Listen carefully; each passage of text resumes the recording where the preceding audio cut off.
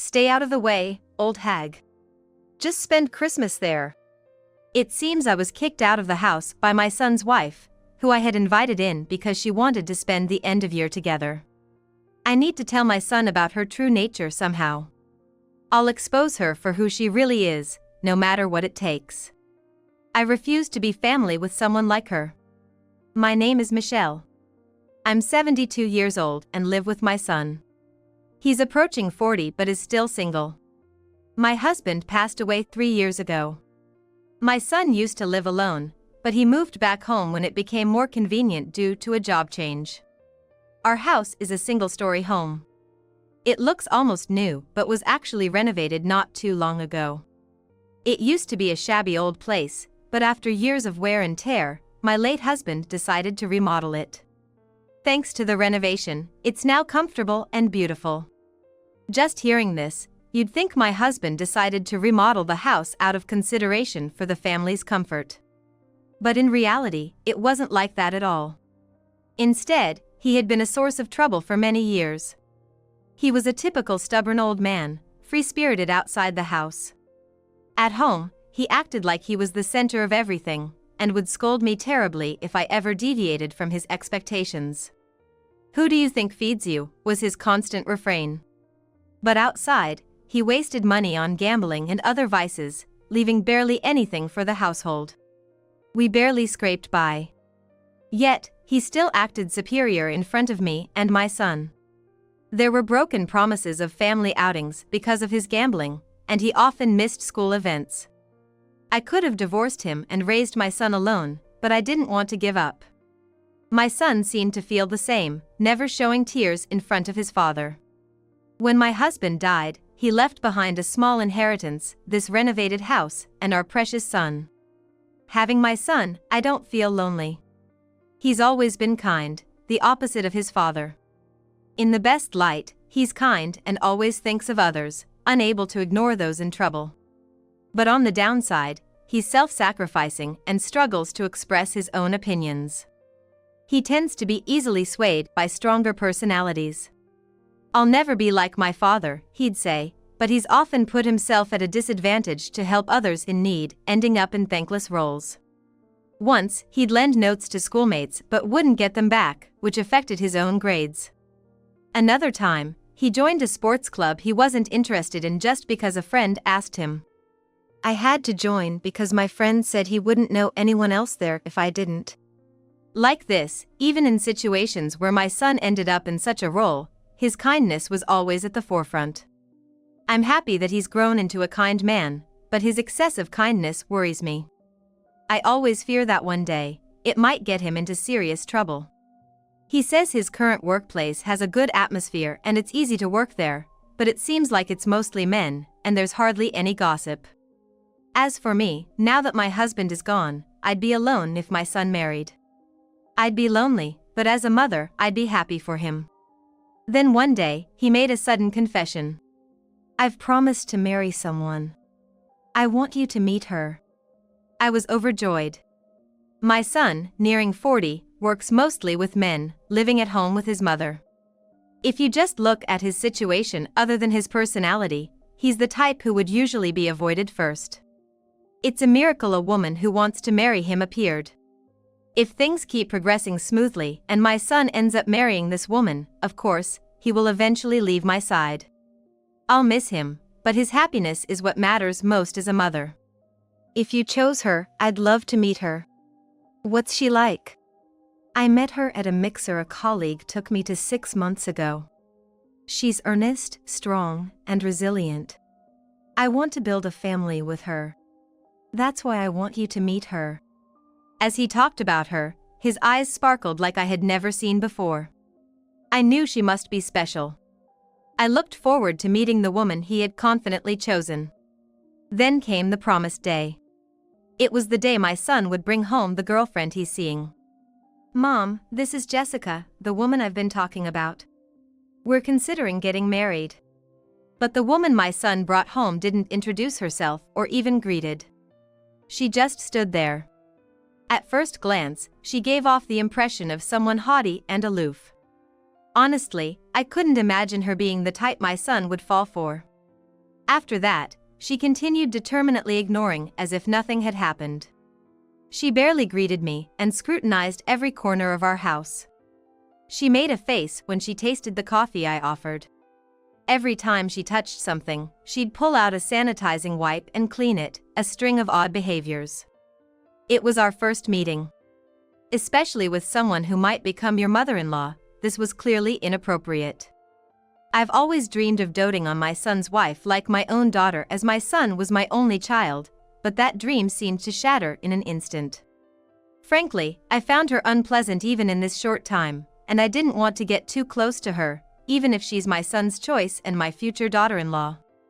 It seemed she felt the same, as days passed without any further contact. After she left, I confronted my son. "You're serious about her and even want to marry her, right? Based on today, I just don't see her charm. She's shy around new people. But she's an attractive woman, strong and kind, having overcome many hardships." From his detailed account, they met at a mixer set up by his colleague. Sitting next to my son, she went on about all the hard and sad things she'd experienced all the time. Normally, you wouldn't feel good for someone who brags about their misfortunes at a mixer, but he felt I'm sorry for her and want to rescue her. That is my son. Their relationship started with his determination to make her happy. Despite how they met, it was just like my son, but taking it to marriage was another story. Given her behavior today and their unusual start, she seemed like a complicated person. Her behavior might seem endearing at this stage. But I had a hunch that living with her would be challenging. Then, suddenly, my son announced he was moving out. I suspected this had something to do with her. When I thought of him living with that woman the other day, I had mixed feelings. Then, he muttered something unexpected. "I didn't think she'd go ahead and do it now. She said she wanted to wait until we were both ready, to make it a special day." "Do what? You mean?" "Our marriage. We were supposed to decide the date and we are both ready to live together." It sounded unbelievable, but apparently, my son's girlfriend couldn't wait for marriage. Between my first impression, the episodes my son shared, and now this rash action, I was filled with anxiety. "I'm worried. Are you sure everything's okay?" "It's fine, she's a kind woman." "Oh, I got a message from Jessica. She said you can choose our wedding gift from this list."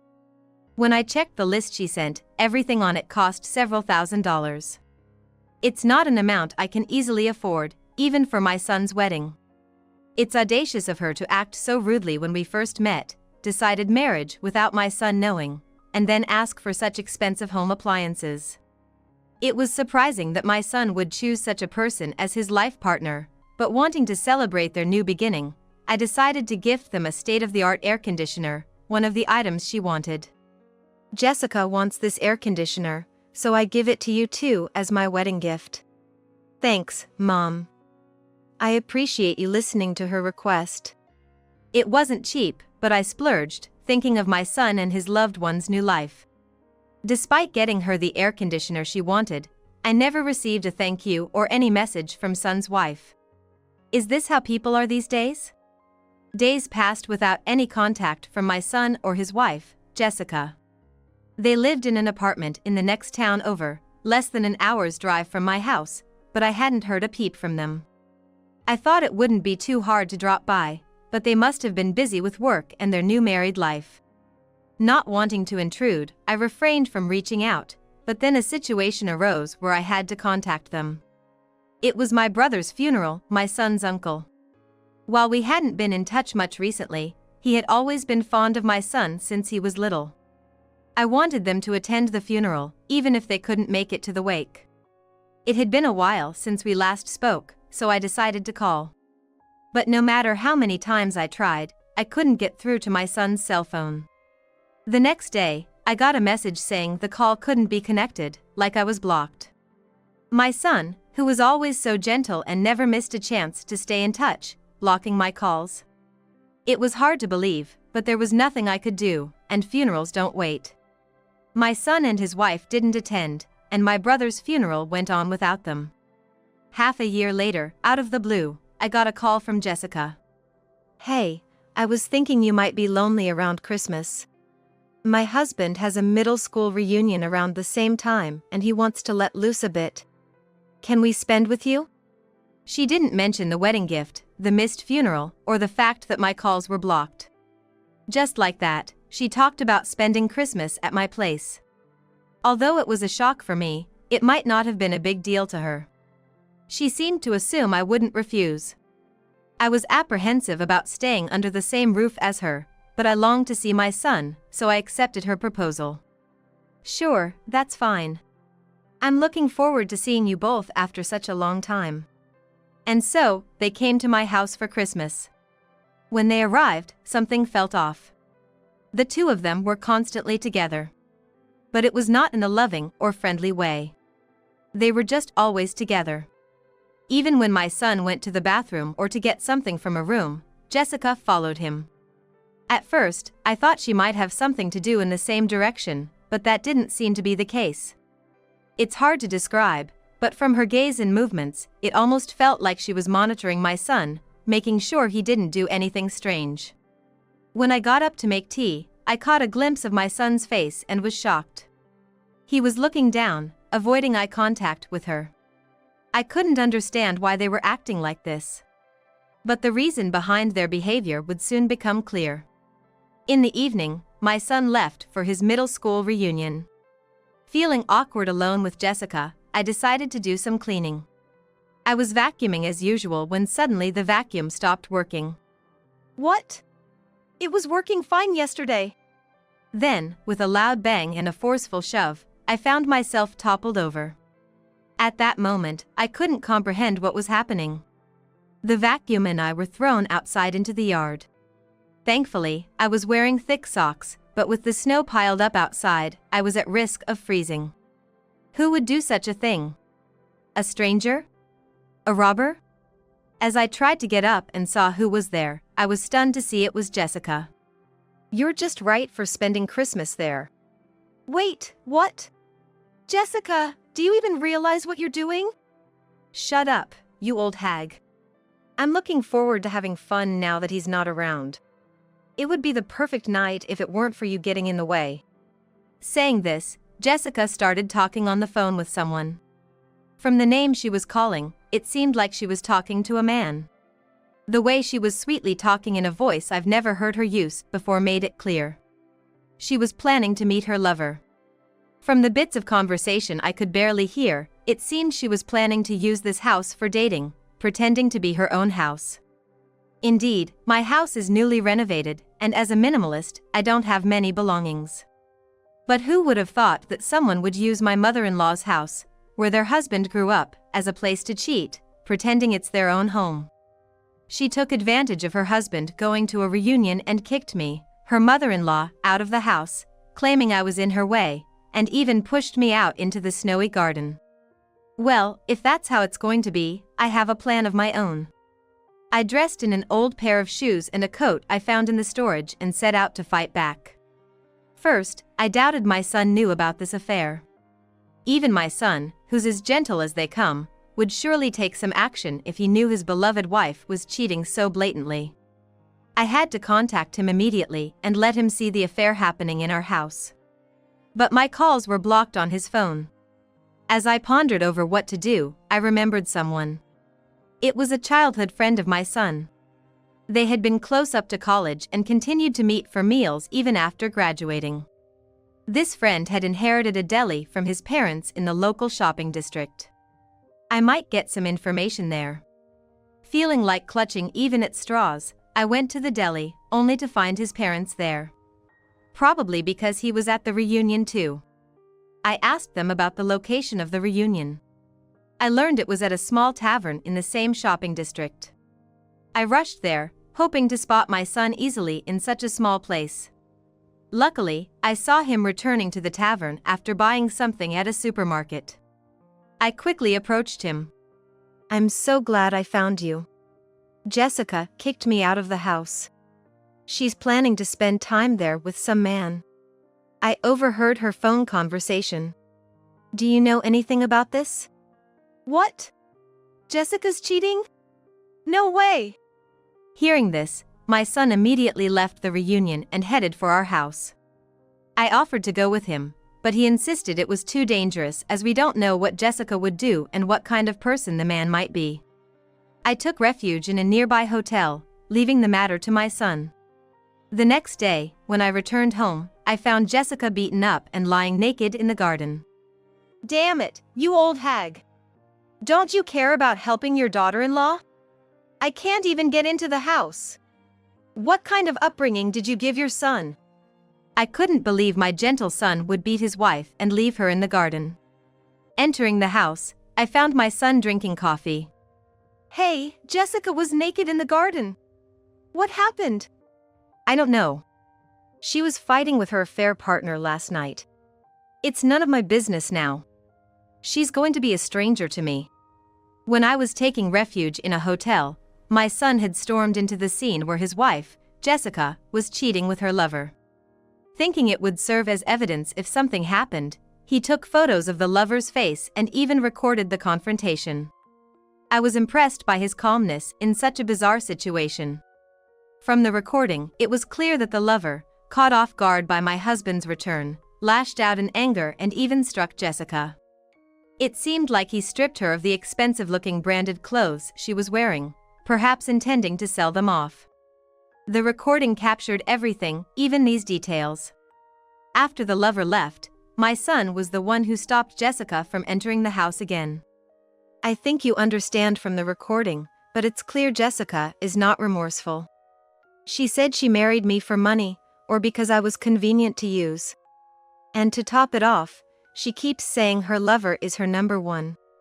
So, I've got a place I need to go to, so I'm leaving Jessica's matters to you, Mom.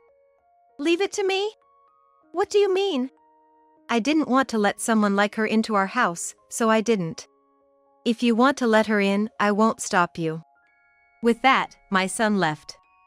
As for me, Jessica has put us through a lot of trouble up to this point. Even though she was likely beaten up by her angry lover, I think it's just deserts for her actions. I don't feel any obligation to help her out, so I decided to just leave her be. I had a pretty good idea of the situation from my son's photos and recordings, but to further clarify things, I decided to check the security camera footage as well. I'm glad I installed these cameras after hearing about a burglary at a relative's house. It was just in case, but it turned out to be a wise decision. It seems that neither Jessica, my son's wife, nor her lover realized that we had security cameras. They were behaving recklessly in someone else's house and even caused trouble. The footage captured by these cameras, coupled with the strange hat seen in the photos my son took, seemed oddly familiar.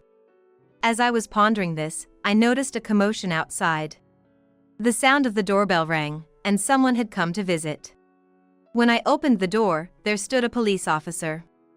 It appeared that Jessica, playing the victim, had cried to the neighbors. Someone had reported to the police about an injured, naked woman in the garden. I'm sorry for the disturbance. She seems to have gotten into some trouble, but neither my son nor I saw her get injured. We do have a security camera, so we can explain what kind of trouble it was. I proceeded to show the police the footage and photos from last night's incident. Thankfully, the police understood that my son and I weren't involved. However, as police officers, they couldn't leave a woman injured and naked in the cold of winter. Jessica was taken away in a patrol car. Just as I remembered who the man in my son's ex-wife's affair was, my son returned. Mom, I'm back. I just filed for divorce. She's nothing to me now. Divorce? What do you mean? Since we got married, Jessica would cry and make a scene whenever things didn't go her way. I tried to meet her expectations, but she started testing my patience. Her trump card was a divorce paper. From what my son told me, he was completely enamored with Jessica and did everything to fulfill her wishes. However, Jessica exploited his feelings, behaving outrageously. And she used the threat of divorce to control him. I was speechless upon hearing this. However, I reconsidered and decided to share with my son what I had just remembered. He seemed to have a moment of realization and quickly stood up, urging me to follow him. We headed to the police station where Jessica was being held. My son and I went to the room where Jessica was being temporarily held for her protection. Ted, I was waiting for you. I knew you would come to rescue me. You're my dear husband, after all. You wouldn't be so heartless as to ignore your wife in such a state. What are you talking about? We're strangers now. My mom and I just came to tell you something important, that's all. What? What do you mean? Is this some kind of bad joke? I understand if this old lady came to apologize for leaving me in the garden, but strangers? Jessica probably thought I was there to apologize for leaving her outside and that Ted came to take back his beloved wife. I've filed for divorce. I had a divorce paper which you had already filled out your part of the form, and I submitted it. We're nothing to each other now. What? How dare you do something like this, Ted? Remember when you filed the marriage certificate without telling me? It's not fair to do something to others that you don't want done to yourself, is it? Jessica was speechless and dejected at Ted's logic, but I had something to add. That man you brought home, he's a business owner, right? Yeah, he's a young and talented CEO of a beauty salon. He said he'd marry me, so I was dating him. But then, this happened. That man is actually an unemployed freeloader. It seems he did something terrible at a restaurant, and that's why he's jobless now. I've always enjoyed social media and often browse through it. I see news and interesting stories, but lately, there's been no end to stories about outrageous behavior in restaurants going viral. When I saw him, I realized he was the same person at the center of these viral controversies that many people were talking about recently. This guy was causing trouble by drinking directly from water pitchers and adding Tabasco sauce into them, right? I read that he recently got fired from his part-time job because of these antics. That's a lie! His profile had a long list of accomplishments. There's no way he, a CEO, would do such things. Just last week, he proposed to me with a bouquet of roses, saying he'd make me his wife soon. Well, that aside, there's a lot of damage he caused at my house when he was causing a ruckus. I could file a complaint for his disruptive behavior. She truly believed he was a CEO and thought that by being with him, she'd become a CEO's wife. To add to her disillusionment, I decided to press on further. There's a female executive at your workplace, right? She's an old friend of mine. What? You told my workplace about my affair. Of course not. I simply consulted my friend how I get along with my son's wife. Was there a problem? You know, you shouldn't do things in the first place if you're going to be embarrassed being seen doing them. Jessica, my son's ex-wife, turned pale as one shocking revelation after another was revealed to her. Leaving her behind in that state, we exited the police station. Afterward, Jessica's workplace found out about the awful way she treated her mother-in-law and that her affair had led to her divorce. I heard from the friend that, as a long-standing veteran at her job, she was being considered for a promotion. However, due to her own actions, that opportunity dissolved. Her terrible behavior resulted in a toxic work environment, leading to her being transferred to a regional office. However, even at her new location, everyone was aware of the sordid details of her affair and its messy end, which caused her to become isolated there. Why is everyone avoiding me? All I did was have a true love affair with a talented CEO. What, are they all jealous that I could have been a CEO's wife? Tell that friend of yours, the executive, to stop this ridiculous office bullying. You think being ostracized and floating aimlessly in your transferred location is all due to jealousy and bullying? I see you're quite optimistic in your thinking. Unfortunately, there's nothing I can do about your situation. In the end, she found no place for herself at work and ultimately had to resign. To make matters worse, my son's ex-wife ended up homeless. You know, even if she is your ex-wife, how do you expect her to get through this winter without a home? Telling a woman to shiver outside, isn't that heartless? What are you talking about? Who was it that suddenly threw my mother out into a snow-covered garden? In the first place, everything you say and do is just out of self-love and it's all wrong. The apartment my son and his ex-wife lived in was his company housing for married employees. Due with the divorce, she was evicted. Despite everything, Jessica, stubborn and unwilling to give up, frequently stormed back to my son's place, shouting and demanding, even after being kicked out. "You're there, aren't you? How can you not reach out to help your own wife when she's in such trouble? Don't you have any kindness? Expecting kindness from others while ignoring your own actions? Is that how it works?" Well, I guess it's pointless to explain. Not satisfied with just going to my son's place, Jessica started showing up at my house too. I'm not free to deal with her antics, but she didn't stop at just coming to my home. She even started following me to the supermarket I frequently visit. How can you just leave your daughter-in-law in this situation? Could you do the same to your own son?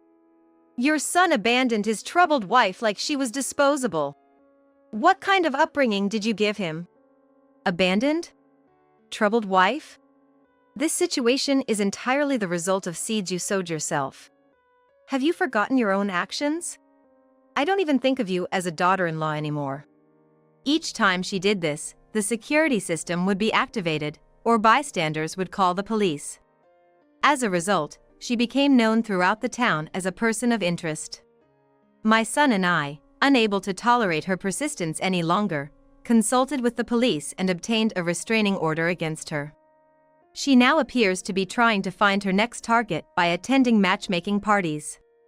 However, with no money, no job, and unable to present herself well, she's often turned away at the entrance. She's become somewhat of a notorious figure in certain circles for disrupting these events, making marriage unlikely for her. Finally, the relentless assaults from my son's ex-wife have ceased, and we are living in peace. Mom, back then, I was out of my mind with all the things Jessica was saying to me. She cut me off from contacting home and screamed at me all day. But I've finally woken up. I'm really sorry for everything. Since then, my son and I have been living together again. Whether he remarries or continues to stay with me, I'll be happy as long as he maintains his kindness and treats others well.